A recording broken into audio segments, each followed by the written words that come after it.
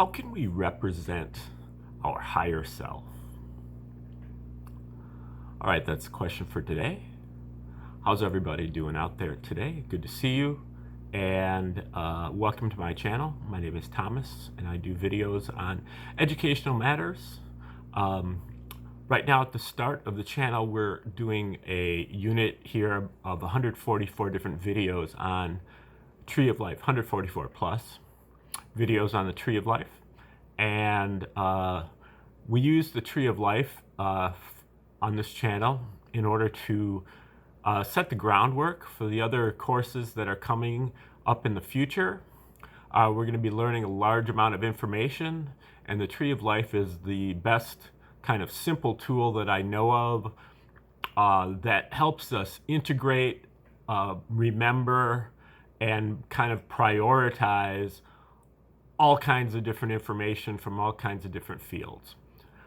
That was my personal experience with the Tree of Life. I had a jumbled mass in my head of all kinds of different subjects and different authors from all over the place. And I learned Tree of Life, and the Tree of Life just put everything where it needed to go so that it was easy to recall it and easy to contextualize it. And so that's why we do Tree of Life. Here is the tree right here. This is a diagram that goes way back to ancient Egypt, if not before. And it is more or less a map of our consciousness. And that's how we use it.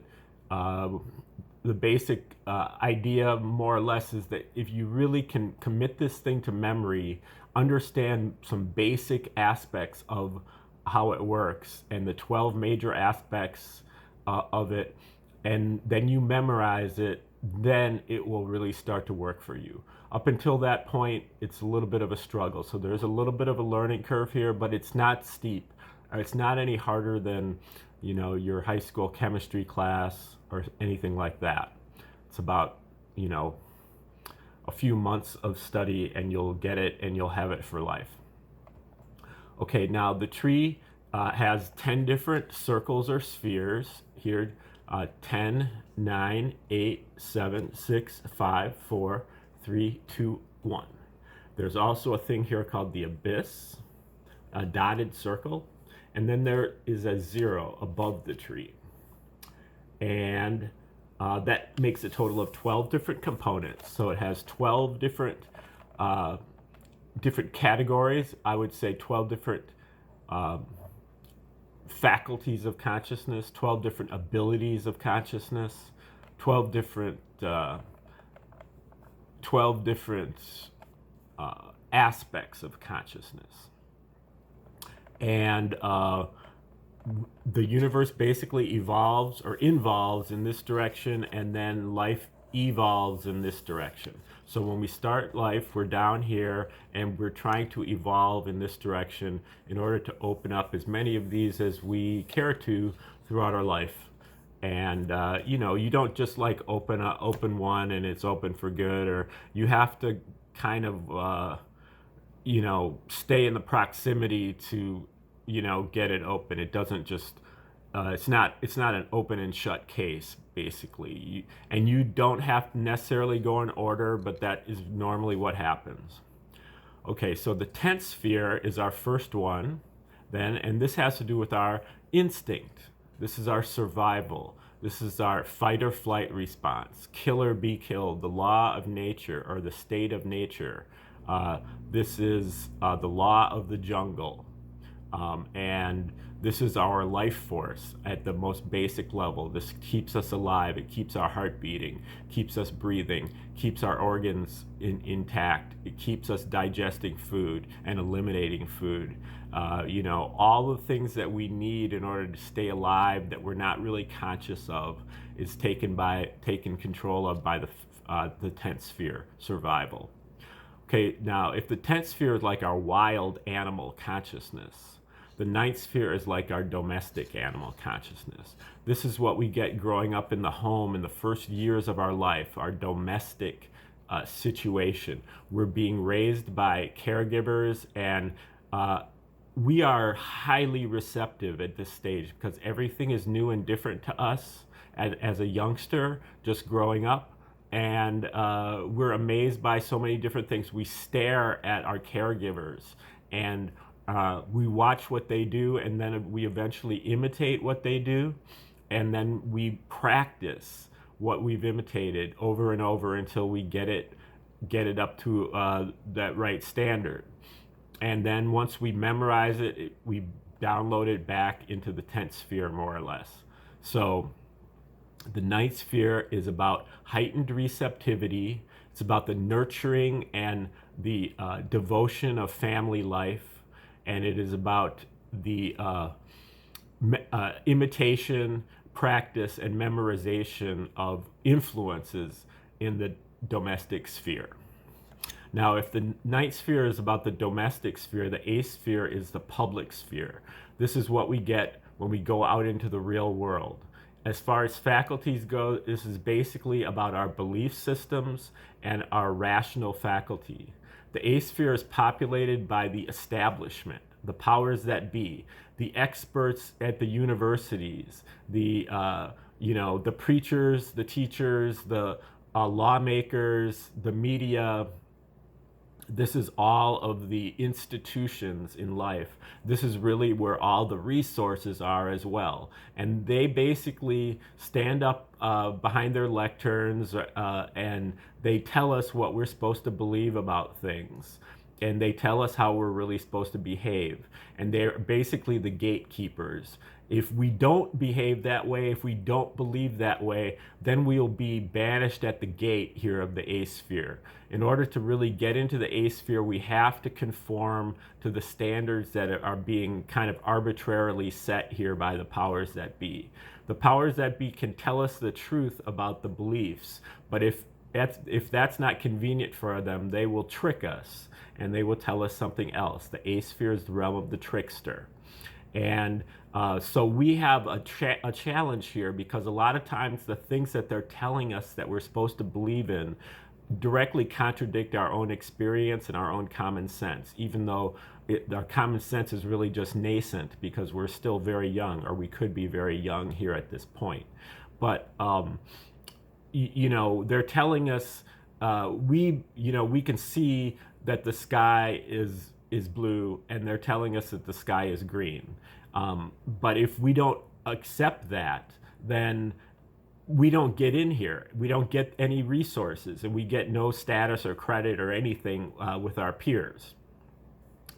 This is where it's the consensus worldview. It's a false consensus. They set it up as if everybody believes what we believe, but that's really not true. And it doesn't justify the truth anyway. Even if everybody believes it, if it's not true, it's still not true. And so we are basically forced to accept various fallacies to our logical faculties in order to get in here. We have to pretend that the sky is green. We have to, pretend a lot of different things to fit into the 8th sphere. We either can do that by just pretending and recognizing that we're pretending, or by selling ourselves short and saying, well, our own experience needs to be discarded because these people are obviously right. When we do that, we end up basically inverting our 8th sphere, inverting our logical faculties, and inverting our belief systems, and that'll cause us to really get stuck here. So many people get stuck here for their whole life, and here too. But many people get stuck here for their whole life because they think that this is the end. They think that this is the goal, that we've arrived. Now that we're here, we've achieved all the goals that we need to achieve. But if you look at the tree and get that perspective, you can see that it's only the third of the faculties, and we still have 9 more to open up. And so, and it's, one of the low, it's only the third one.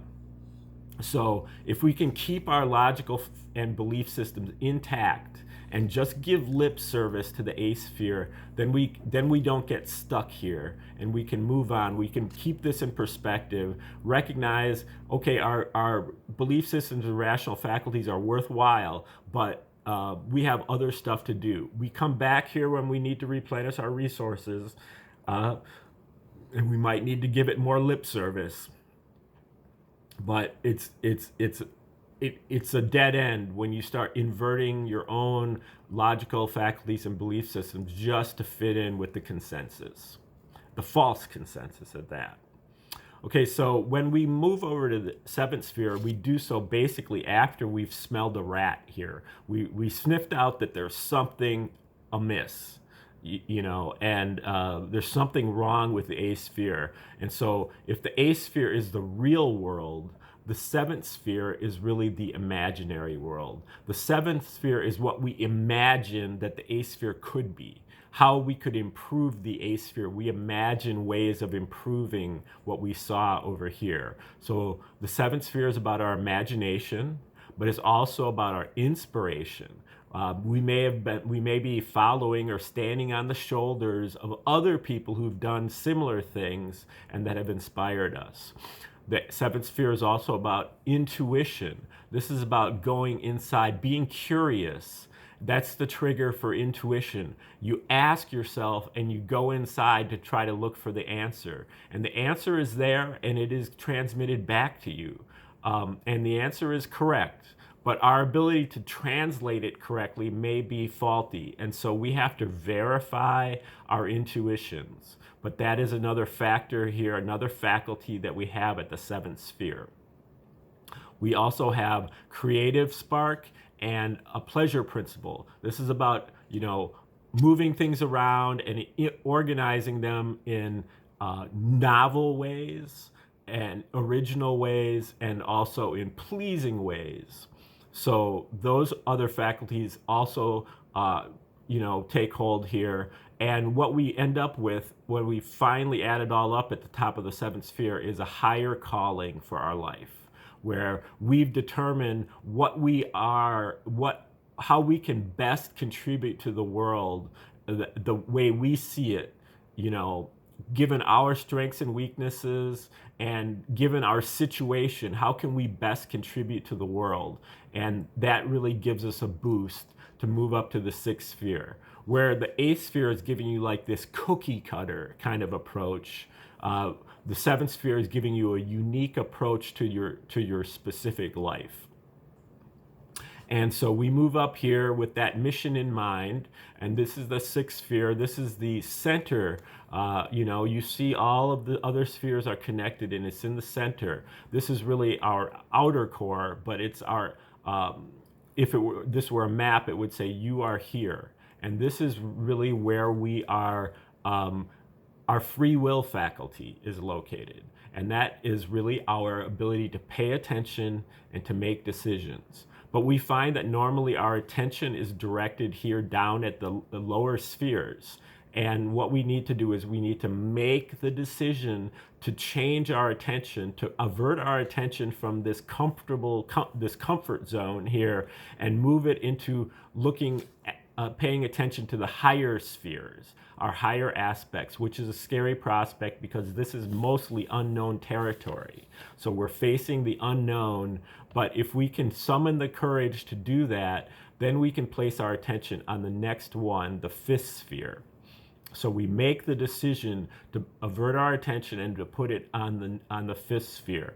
And the fifth sphere is really our, this is our sense of justice. This is our sense of right and wrong. And it can be visualized as a mirror right here at the end of the fifth sphere. And it's really, this is the law of karma. This is cause and effect. And so that's how it goes. It's a reflection, cause and effect. As you sow, so shall you reap. For every action, there's an equal and opposite reaction. What comes around goes around. And so we have, and karma basically reflects our violence, waste, and violation. So if we violate somebody, we get violated in return. If we do violence to somebody, we get violence back in return. We can either stand around and complain about how bad our luck is, Or we can turn on our attention and recognize that the reason that we're having the bad results is because we have bad input. There was a bad cause that caused the bad effect.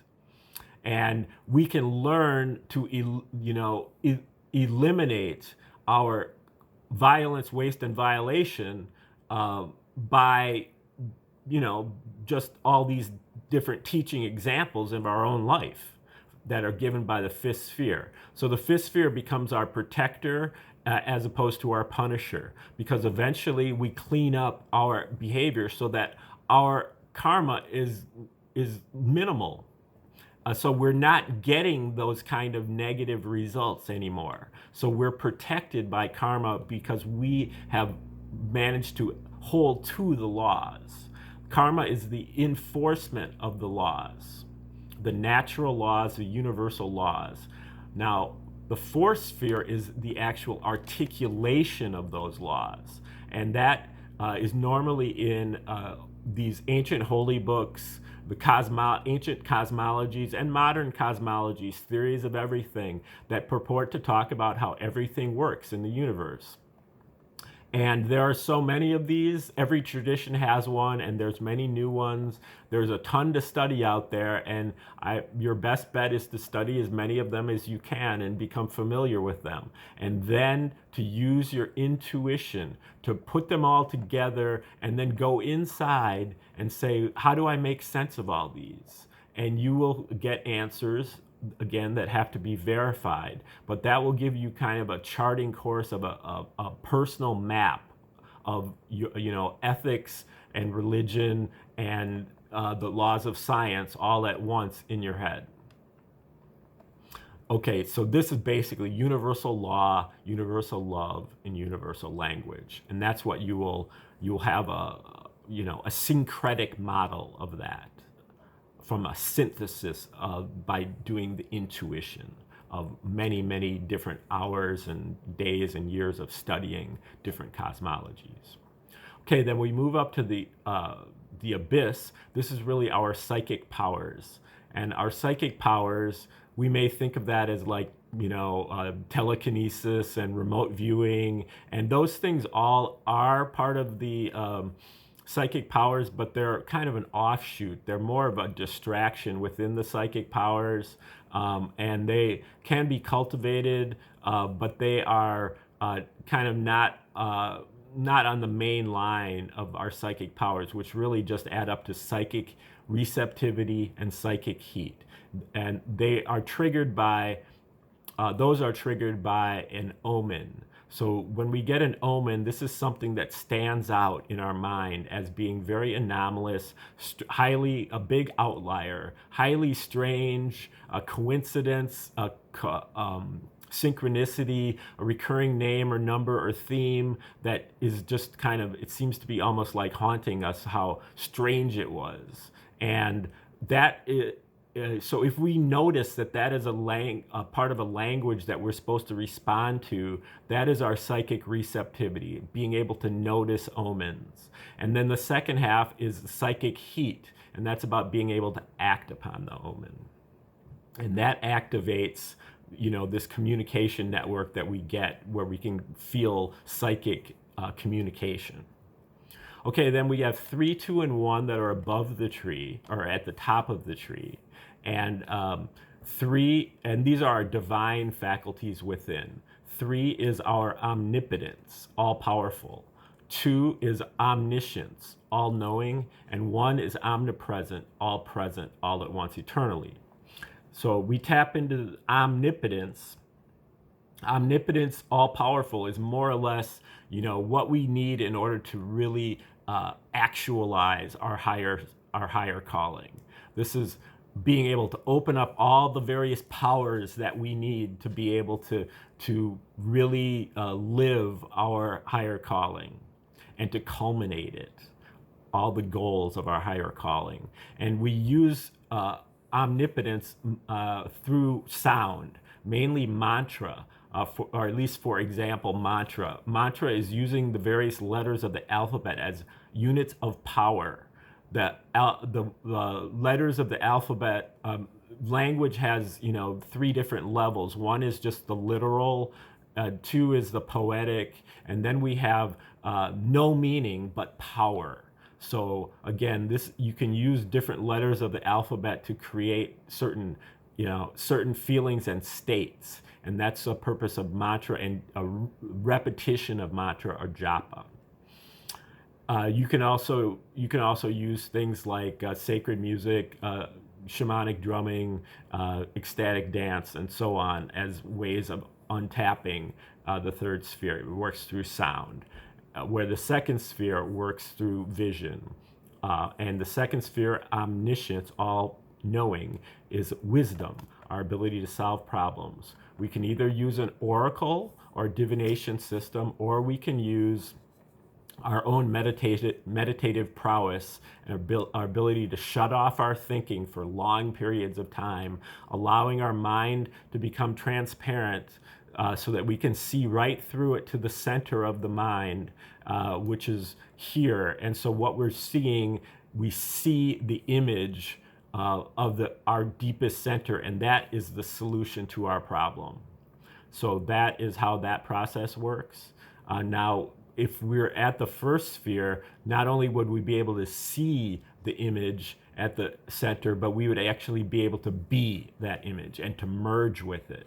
And when we merge with it, that is omnipresence, because we merge with the singularity at our deepest center, but we recognize that what we're merging with is actually also at the deepest center of everything else. So when we're at the deepest center of ourselves, we're also at the deepest center of everything else. And that is a unifying factor as well. We'll be talking about that later. Now then, at the top of the tree, where the first sphere is everything in the universe, the zero sphere is nothing. And the zero sphere is a mystery, or maybe even just like an illusion.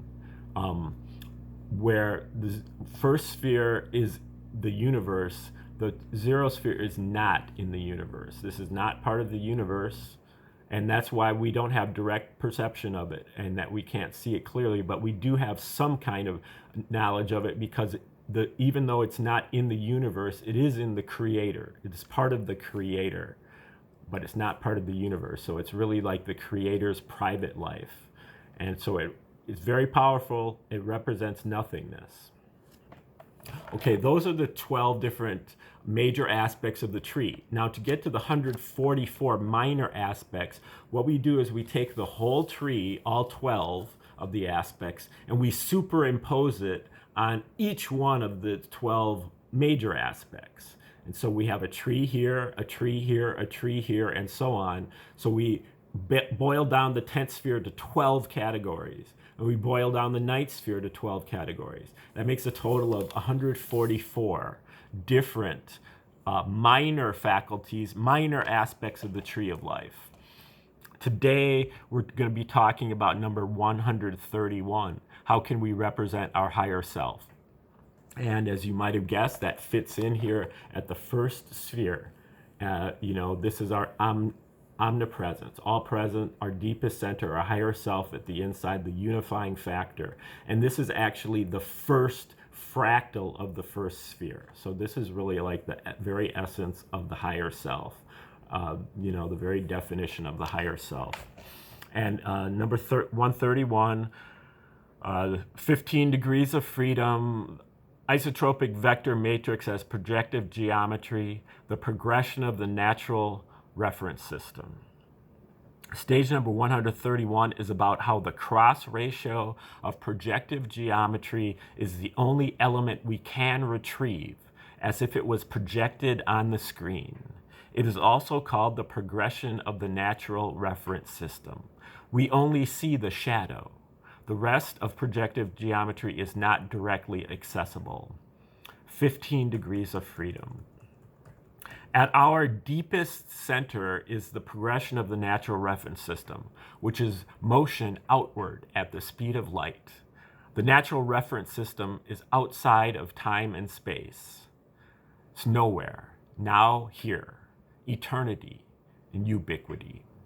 We can sense only the shadow of it. which is the complete stillness of the singularity, our higher self. Upon merging with this singularity, which can be represented by the vector equilibrium or cube octahedron, we recognize that what is at our deepest center is the same as what is at the deepest center of everything else, which unifies us with the whole of the cosmos. In the same way, the singularity of the vector equilibrium merges into the universal expanding isotropic vector matrix, the IVM.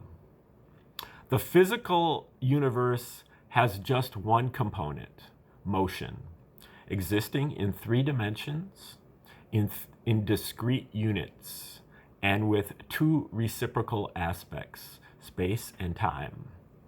The physical universe conforms to the relations of ordinary mathematics. Its primary magnitudes are absolute, and its geometry is projective. Motion is an invariant cross ratio of projective geometry. Scalar motion is non-Euclidean, that is motion in all directions, but can be grasped through universal polyhedral conceptualization. The vector equilibrium, when decentralized into the isotropic vector matrix, awakens us to the reality that what is at our deepest center is the same one as what is at the deepest center of all other things. This is a realization that unifies the whole cosmos, the whole consciousness, intelligent infinity, atonement, at-one-ment. The real perceiver is consciousness, unity. Nothing can be inducted from it because it is all that can be. It cannot be added to. By merging with our higher self, we are opening for the Creator to come in and have experience. The Creator actually lacks experience and depends upon us as humans to open ourselves to it in order that it can have its own creation. It can experience its own creation. In return, the Creator will live out our lives will live our lives perfectly and express its glory through us. We then look divine. God's intention and sole purpose to make man is to use man's spirit and body in order to enter and live in its creation.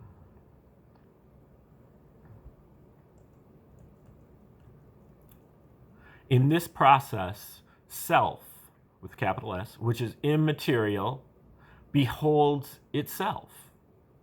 Consciousness grasps consciousness, the capability of being whatever it chooses to be. At-one-ment. The real perceiver is consciousness. The natural reference system is between universes. It refrains from taking sides between the material and mental universes. The idealized nothingness of absolute middleness. We see the all as infinite, but it's really one. Can be represented by natural constants. E, pi, and phi, or phi. They're always there. They're infinite and omnipresent. The natural constants are just different ways to view the effects of the progression of the natural reference system, like shadows. Within the time region, the so-called rotational base also can be used as the rotational base is just the progression of the natural reference system within counter space as opposed to space. The vector equilibrium, or torus, represents the central theme of our undertaking. Our life force, at its most advanced stage, our Kundalini or Shen, follows this central theme of our undertaking, whether we are conscious of it or not. Okay, that is the first fractal of the first sphere. Projective geometry, isotropic vector matrix, VE to isotropic vector matrix, and also the progression of the natural reference system. And we will talk much more about that in detail when the time comes, but that is basically the short version of number 131. So I appreciate you taking the time and sticking around to the end of the video. You can hit the like button to express your like through the video, and you can also share the video with others. You can subscribe to the channel. You can make constructive comments in the comment section. You can go to the description where you can click the link and get my free guide to the 144 fractal faculties, which is just a kind of an annotated version of all the different fractals at once. I present one out of each 144 every day, and so it's helpful to have that guide because it can just put everything, you can see it all at once, and you can compare and contrast and so on. So if you watch multiple of my videos, it's very useful to have that free guide. And you can also donate to me through Cash App or Venmo listed in the description. Stay tuned for tomorrow when I will be doing another video on a different one of the 144 fractal faculties, chosen primarily at random. And otherwise, have a great day, and we'll see you tomorrow.